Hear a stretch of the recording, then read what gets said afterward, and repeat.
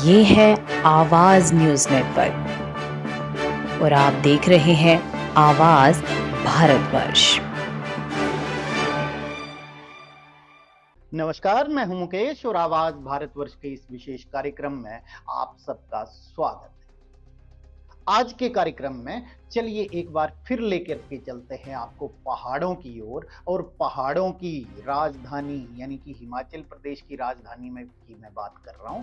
वहां की शिमला की राजनीतिक फिजाओं में क्या चल रहा है, क्या पक्ष के अंदर घट रहा है, क्या विपक्ष के अंदर घट रहा है, इसके ऊपर हम आज के एपिसोड में कोई चर्चा नहीं करने जा रहे।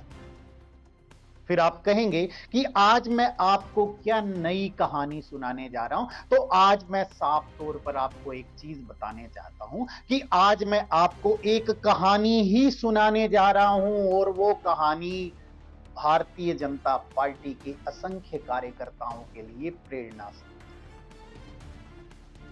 या इस बात को इस तरीके से भी कह सकते हैं कि यह कहानी अकेले भारतीय जनता पार्टी के ही कार्यकर्ताओं के लिए प्रेरणा स्रोत नहीं है, बल्कि जो भी छात्र जो राजनीतिक विज्ञान में अपनी रुचि रखते हैं या आने वाले वो नेता जो राजनीति करना चाहते हैं, उनके लिए प्रेरणा बन सकती है ये कहानी। और इस तरीके से इस कहानी को लेकर के चलिएगा कि इसमें कोई वाद विवाद ना हो या आप आवाज भारतवर्ष के ऊपर ये इल्जाम ना लगाएं कि हम उस नेता के या उस शख्सियत के चमचे हो, क्योंकि आजकल ये फैशन बनता जा रहा है, ये फैशन बन गया है कि अगर आपने किसी की बढ़ाई कर दी तो कहते हैं कि ये पत्रकार तो उस पार्टी का बिका हुआ है। लेकिन हमारा मकसद हमेशा आपको सच्चाई से रूबरू कराना होता है, हकीकत से रूबरू कराना होता है। इसलिए आज मैं एक ऐसी कहानी लेकर के आ रहा हूं उसी नेता की जुबानी। अगर आप उसको पढ़ेंगे, आप उसको सुनेंगे और विचार करेंगे तो पाएंगे सही मायनों में एक नेता कैसे जन नेता बन जाता है और किस तरीके से उसको गिराने की 100 कोशिशें कोई कर ले लेकिन फिर भी उसमें कामयाब नहीं हो पाता है, क्योंकि उस नेता के साथ खड़ी होती है उसकी जमीनी हकीकत, वो सच्चाई जो उसको कार्यकर्ता से बांधी रखती है और कार्यकर्ता उसको नेता के साथ बांधे। जी हां, मैं बात करने जा रहा हूं हिमाचल प्रदेश में नेता प्रतिपक्ष जयराम ठाकुर। जयराम ठाकुर वो नाम है जो शायद 2017 से पहले भारतीय जनता पार्टी के किसी भी कार्यकर्ता ने नहीं सोचा था कि वो एक दिन ऐसा आएगा कि वो मुख्यमंत्री बन जाए। लेकिन वो समय भी आया जब भारतीय जनता पार्टी का मुख्यमंत्री का चेहरा यानी प्रोफेसर प्रेम कुमार धूमल अपना ही चुनाव हार जाते हैं और ऐसे में नंबर आता है जयराम ठाकुर का। आखिर जयराम ठाकुर ही क्यों? जब भी हाईकमान किसी नेता को चुनती है तो उसमें कई तरीके की उसकी खासियतों को, उसकी उपलब्धियों को देखा जाता है और जयराम ठाकुर के आप जीवन को, राजनीतिक जीवन के ऊपर एक नजर डालेंगे तो उनका अब तक का राजनीति का सफर उपलब्धियों से भरा हुआ है। शायद यही कारण है कि हाईकमान की नजर जयराम ठाकुर के ऊपर पड़ी। अपने जीवन में ऐसा नहीं है उन्होंने हार नहीं देखी, उन्होंने शुरुआत में ही हार देखी, लेकिन उसके बाद जो सबक लिया, उसके बाद जो उन्होंने तैयारी की, तभी मैं कह रहा था कि नेता से जन नेता बनने का सफर जब उनका शुरू हुआ तो उसके बाद उनको हरा पाना कांग्रेस के लिए टेढ़ी खीर हो गई। और जिस कंस्टिट्यूएंसी से वो आते थे, यहां मैं एक बात और भी आपको बता देता हूं कि जयराम ठाकुर से पहले वहां भारतीय जनता पार्टी का विधायक होने का सपना तक देखना भी भारतीय जनता पार्टी के लिए गुनाह था। लेकिन जयराम ठाकुर ने ये सारी तस्वीर बदल दी और आज जयराम ठाकुर पूरे हिमाचल प्रदेश में भारतीय जनता पार्टी के सर्वमान्य नेता हो गए हैं। और इसके पीछे की भी सबसे बड़ी वजह उनका जनता से जुड़ाव है।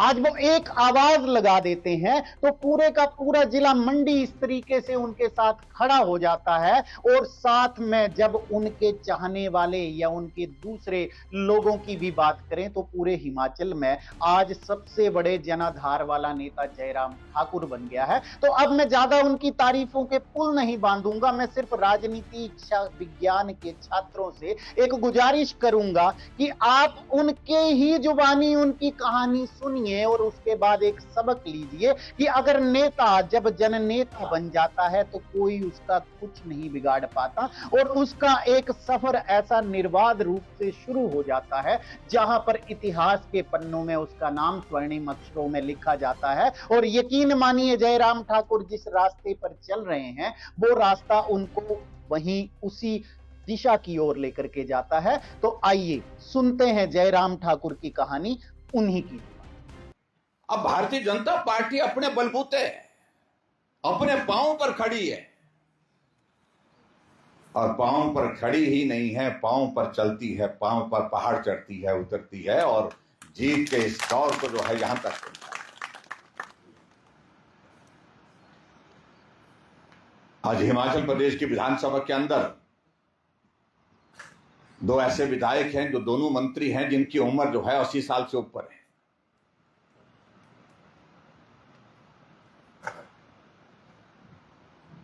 धनीराम शांडिल जी और चंद्र कुमार जी।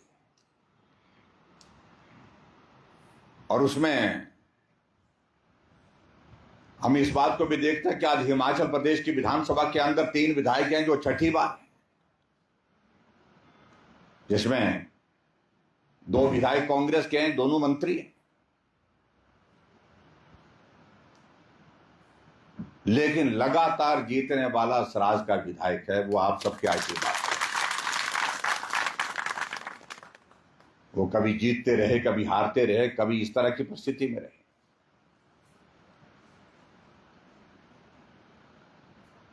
सर्वोच्च सम्मान आप लोगों ने जो राज्य की राजनीति में हासिल कर सकते थे उसको आप लोगों ने कितना संघर्ष करने के बाद हासिल किया, कितने संघर्ष के बाद प्राप्त किया, ये श्रेय अगर जाता है आप सब साथियों को जाता है, पार्टी के नेतृत्व को जाता है जो हमारा राष्ट्रीय नेतृत्व है।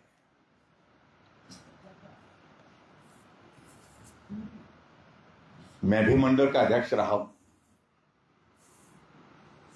और मेरी भी उस वक्त उम्र बहुत ज्यादा नहीं थी।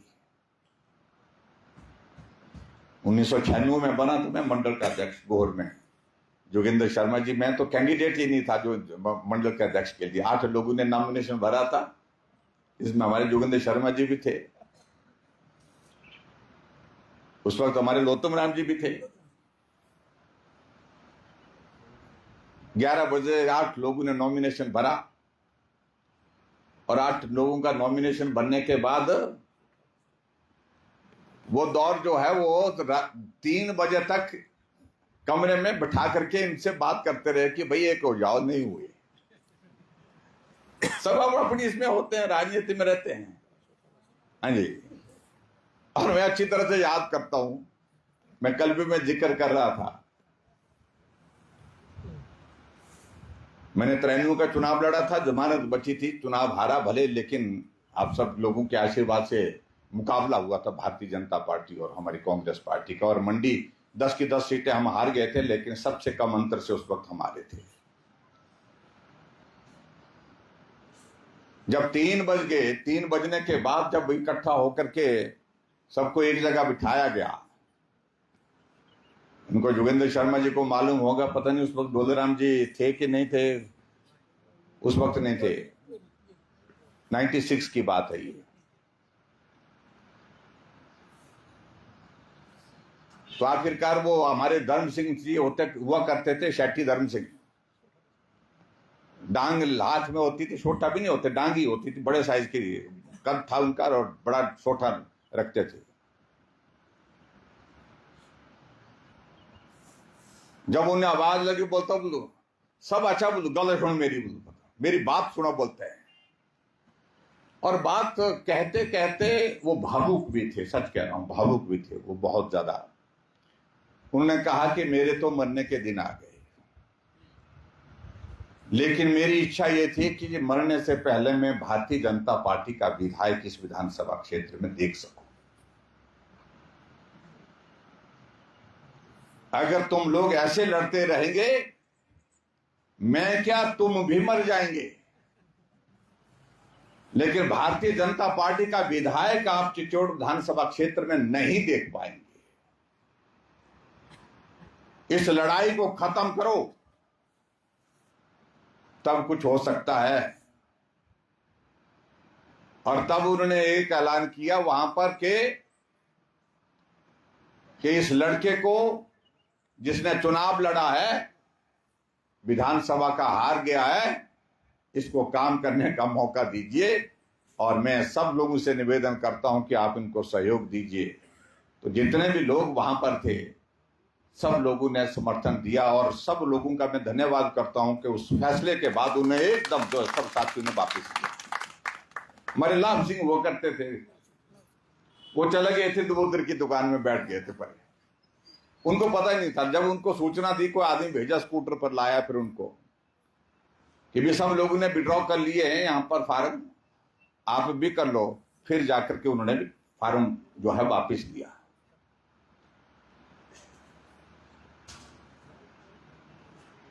लेकिन वो पद के लिए सब मेरी पार्टी के हमारे सीनियर लीडर ने मेरे से बहुत सारा प्रश्न किया, तुमने क्या कर दिया, तुम्हारे बारे में तो हम ये सोच रहे थे आपको ये जिम्मेदारी देंगे, ये जिम्मेदारी। मेरे बारे में उस वक्त लगभग पार्टी की ओर से तय हो रहा था कि युवा मोर्चा का प्रदेश का अध्यक्ष बनाया जा रहा था।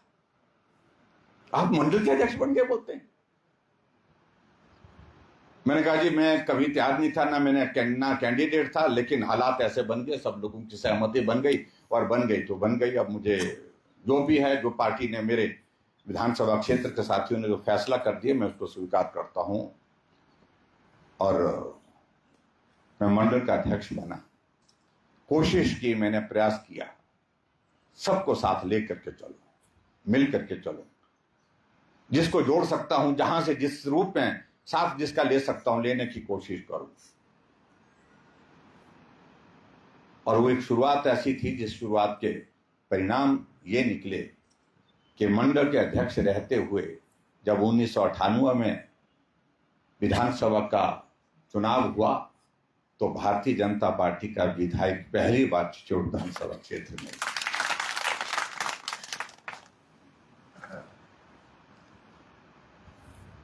मैं ये नहीं कह रहा हूं कि मेरी वजह से हुआ,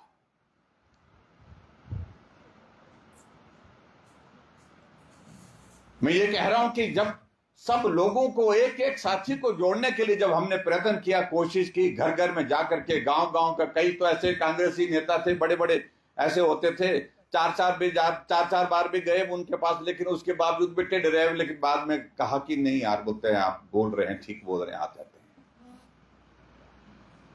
लेकिन जोड़े, हमारे पास कोई रास्ता नहीं था।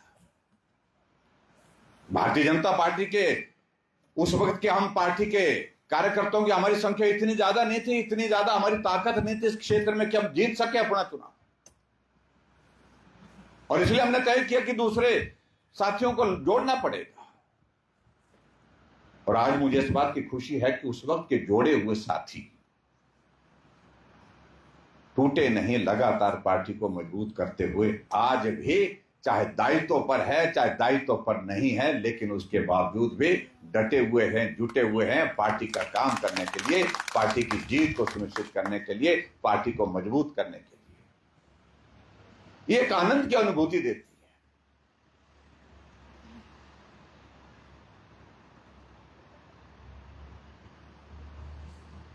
और आज भी जहां मंडल का जहां पर गठन हुआ है, इस गठन में मैं यही कहना चाह रहा हूं, अभी यात्रा का एक पड़ाव हुआ है, अभी और आगे जाना है। इस विधानसभा क्षेत्र में विकास की दृष्टि से जो किया जा सकता था हमने करने की कोशिश की है। और इस बात को मैं दावे के साथ कह सकता हूं कि आज मेरे विधानसभा क्षेत्र के इलाके में जब हम जाते हैं, बहुत जगह तो ऐसी है जहां मैं सब जगह अभी सड़क मार्ग से जा ही नहीं पाया हूं, जहां सड़क पहुंच गई है।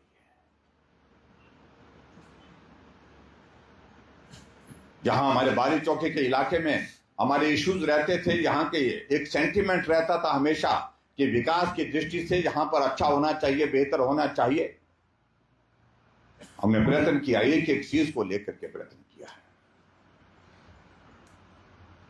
सब तहसील से तहसील, तहसील से आगे बढ़कर के सब डिवीजन, पीएससी से सीएससी, सीएससी से आगे बढ़कर के हमने तो सिविल हॉस्पिटल दे दिया था, डिनोटिफाई हो गया। आईपीएच का सब डिवीजन दिया था, उसके बाद डिवीजन दिया था, दुर्भाग्य है वो डिनोटिफाइड हो गया। बाली चौकी में सब ब्लॉक की शुरुआत की मैं, जब मैं मंत्री था। मंत्री के होने के बाद सब ब्लॉक के बाद फिर उसके बाद हमने कहा कि एक दिन इसको ब्लॉक बनाएंगे। बाली चौकी में ब्लॉक बना करके दिया।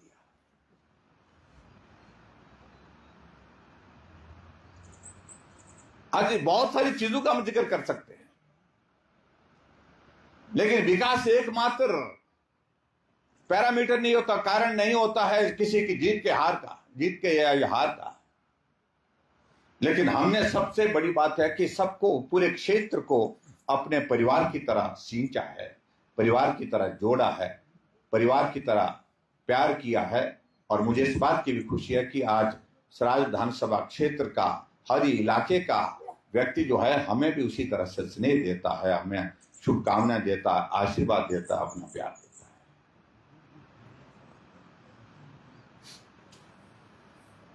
आज हम मंडल के गठन के इस दौर में यहां पर हैं।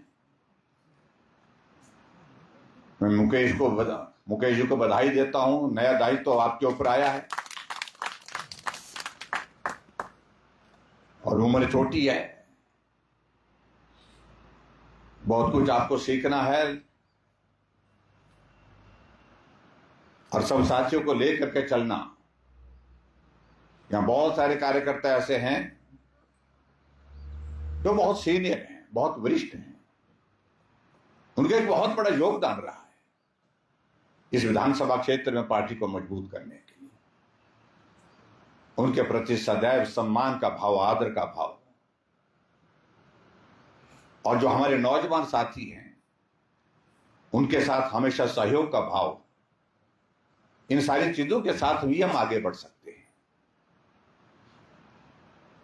और मुझे लगता है कि शायद हमारे विधानसभा क्षेत्र में, क्या पूरे हिमाचल प्रदेश में जो कम उम्र के जो मंडल के अध्यक्ष बने उनमें से एक है, और सराज विधानसभा क्षेत्र में तो इस उम्र के मंडल के अध्यक्ष पहली बार। मैं भी मंडल का अध्यक्ष बना था, मेरी उम्र भी उस वक्त उस हिसाब से शायद मेरी थोड़ी कम थी उम्र, मेरे ख्याल में 96 में बना था मैं मंडल का अध्यक्ष। अब गिन लो 60 साल है, मैं तो सीनियर सिटीजन बन गया हूँ। हाँ जी, पेंशन नहीं लगी अभी ना, पेंशन तो जिनको लगी थी उनकी भी बंद कर दी। पेंशन तो उनको लगानी है इस बार, हमने सबको लगानी है, जो कांग्रेसी है सबको लगानी है पेंशन को। तो देखा आपने, ये थी जयराम ठाकुर की कहानी। आपको ये कहानी कैसी लगी और आपके लिए क्या जयराम ठाकुर का चरित्र एक प्रेरणा के रूप में उभरा? अपने कमेंट बॉक्स में हमें कमेंट लिख करके अपनी राय जरूर दीजिए। बहरहाल आज के कार्यक्रम में सिर्फ इतना ही। जाते जाते आप सबसे एक विनम्र अनुरोध कि अगर आपको हमारे चैनल का कंटेंट पसंद आ रहा है तो कृपया हमारे चैनल को सब्सक्राइब करें, हमारे वीडियो को लाइक करें, शेयर करें और हाँ, कमेंट करना ना भूलिएगा। बहुत बहुत धन्यवाद। नमस्कार। अगर आप हमें YouTube पर देख रहे हैं तो हमारे चैनल को सब्सक्राइब करें और बेल आइकन को दबाना ना भूलें। अगर आप हमें Facebook पर देख रहे हैं तो कृपया हमें लाइक, शेयर और कमेंट करना ना भूलें।